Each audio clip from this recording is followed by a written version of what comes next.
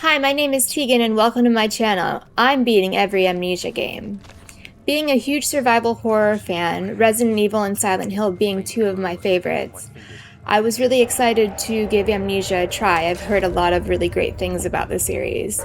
This is my review of the first entry, The Dark Descent.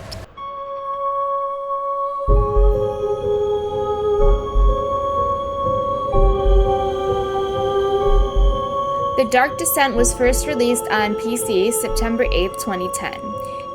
It was later released on Xbox One, Nintendo Switch, and PlayStation 4. It was developed and published by Swedish studio Frictional Games. The story focuses on a man named Daniel, who wakes up in 19th century Brennenburg Castle with no memories. He discovers that he induced his amnesia on purpose to forget his past, and now must explore the dark, monster-filled halls of the castle to find and kill its ruler, Baron Alexander, while keeping his sanity.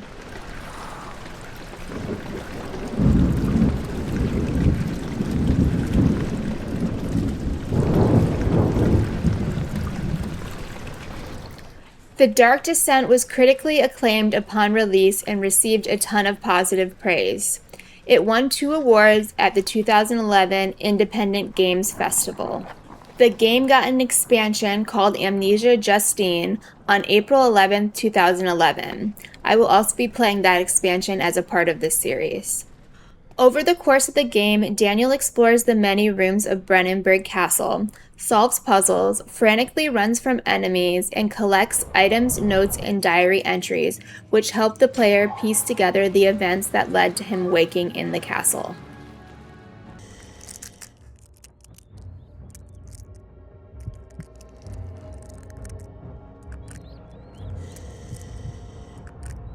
Daniel will also write down hints and reminders in his journal, which will help the player throughout the game. This game has 2 difficulty settings to choose from, normal and hard mode. Hard mode removes many of the items such as oil and tinder boxes which you need to light your way through the castle.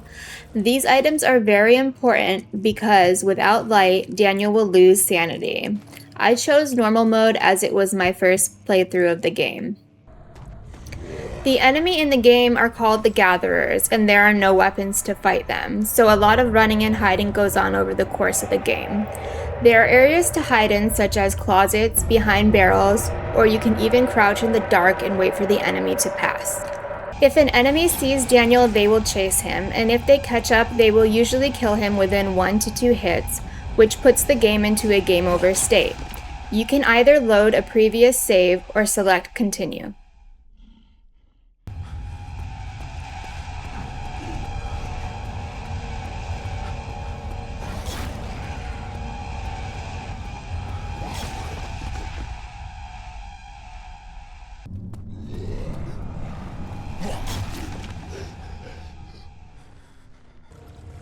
I really liked the way the game displayed your health gauge through a heart on the inventory screen. When Daniel is 100% healthy, the heart will glow a light green. As he takes damage, it will turn to yellow, orange, and red. As Daniel nears death, his breathing will become heavy and the screen will have a red tint to it. You can take the item Laudanum to restore his health by 1 level. The other component of your health is Daniel's sanity, which is displayed by a brain and spine icon on the inventory menu. It has 4 stages and will change color as Daniel's sanity decreases. At max sanity, the brain will glow green and say crystal clear. Witnessing unsettling events, staring at the Gatherers for too long, or being in the darkness for an extended period of time will all reduce Daniel's sanity.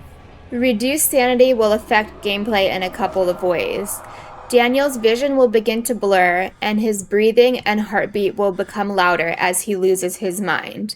The blurred vision was the absolute worst when trying to navigate the game in the dark. Sanity can be restored by staying in the light, with the help of oil and tinder boxes. It can also be increased by completing puzzles.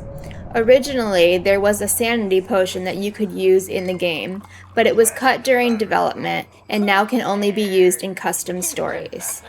The game is set in 1839 near the village of Altstadt.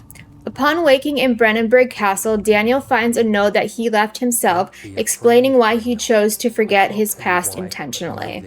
In the note, Daniel urges himself to descend into the castle's inner sanctum and murder a man named Alexander, the baron of the castle. The note warns him that a living nightmare is chasing him and that he must avoid it at all costs because there is no way to fight against it. As you explore the castle as Daniel, you will occasionally come across a fleshy substance growing on the walls and doors. This is a sign that the nightmare is closing in on you.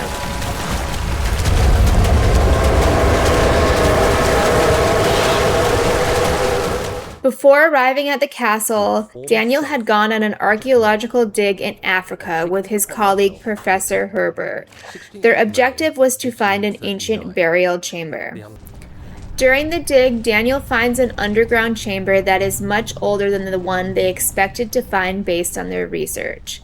A rock collapse traps Daniel inside of this chamber, where he begins to have a vision of a blue orb of light. As he tries to grab the glowing light, he blacks out. When he awakens, he is being rescued by Arab diggers, and in his hands, he holds the pieces of a broken orb. Daniel returns to England and tries to fit the pieces of the orb together, but they won't fit. They also seem to be changing shape and texture. He sees what I see.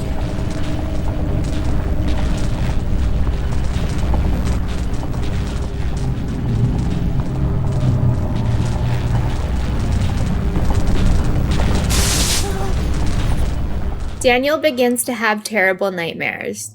Shortly thereafter, he receives a letter from a mysterious baron requesting his presence at his castle.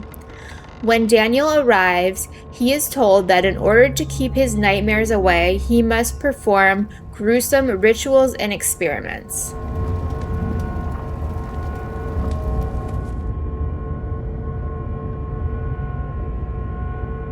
On a tour of the castle, Alexander reveals Brennenburg's function as a prison. He tells Daniel that the inmates will be used in these rituals needed to save his life. The goal of experimentation and slow torture on the inmates is to extract a substance called vitae. Vitae is needed in these strange rituals. Daniel and Alexander use devices such as the Iron Maiden and brass bowl to torture their victims. They even begin to venture outside of the castle into the village, kidnapping the villagers and their children to use in their experiments.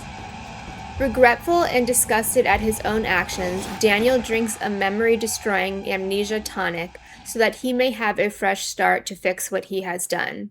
He realizes that Alexander has manipulated him into giving him the pieces of the orb.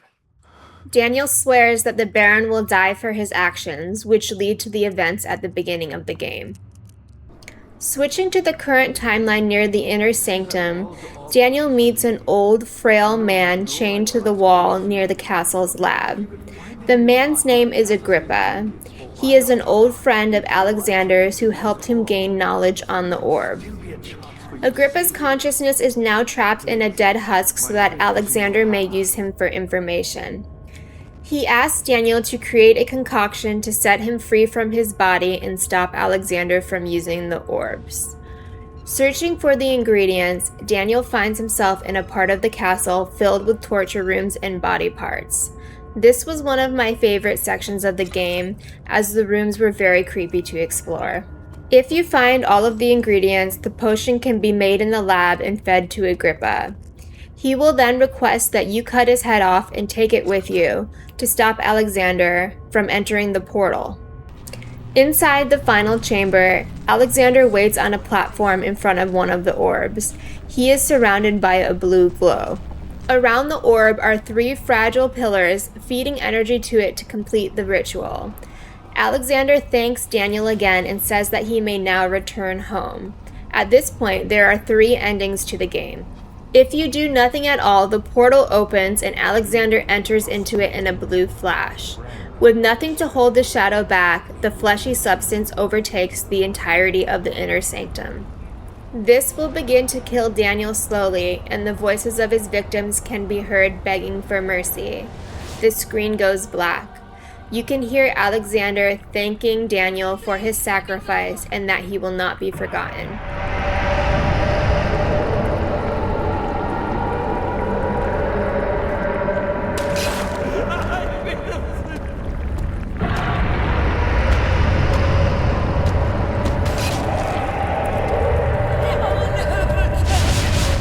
If you choose to knock over the pillars, then the ritual fails.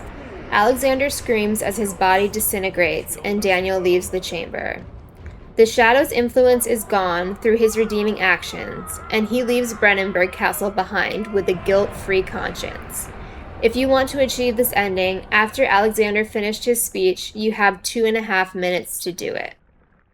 If you do nothing at first, the portal Alexander wants to open appears, and he begins to float towards it, leaving Daniel to face the shadow alone. If you use Agrippa's head on the portal, then the ritual will be completed before Alexander can get through, resulting in his death. Daniel is seemingly killed by the shadow, but wakes up in darkness with small blue lights visible in the distance. The voice of Agrippa tells him everything is going to be alright, and the game ends. If Daniel has Agrippa's head, you have 1 minute to decide the outcome, as it can still end in 3 ways depending on what you do. The story of Daniel in the Dark Descent is strong enough on its own, but what really made the game special for me was the unrelenting feeling of pursuit. The game creatively used the dynamic of dark and light to leave the player to choose whether to hide from the gatherers in the dark or to take a more direct approach and light the way. The visual atmosphere is very well done.